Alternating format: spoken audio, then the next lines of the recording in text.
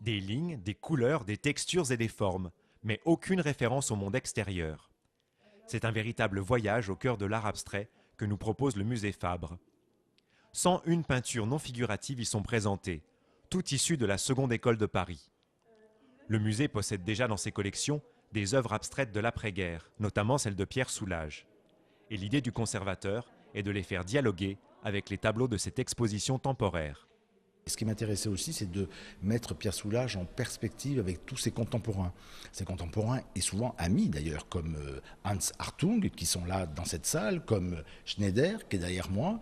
Donc vraiment tous ces artistes qui sont souvent peu représentés dans les collections du musée Fabre, au contraire étaient très présents dans la collection Gandure pour l'art. On pourrait employer le terme de all-over. Le musée propose des cours d'histoire de l'art, des visites guidées, mais aussi en famille.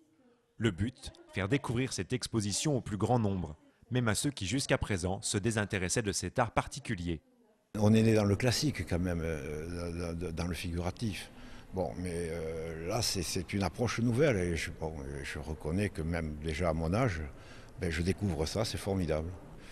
Il y a des choses qui me laissent indifférent, hein, mais dans des éclatés, la dispersion, on retrouve quelque chose d'intéressant finalement. Car loin d'être ennuyeuse, cette exposition présente une vue globale des différentes tendances de l'art abstrait. Ouverte jusqu'au 25 mars, elle s'adresse à tous ceux qui, épris de liberté, cherchent avant tout à explorer de nouveaux horizons.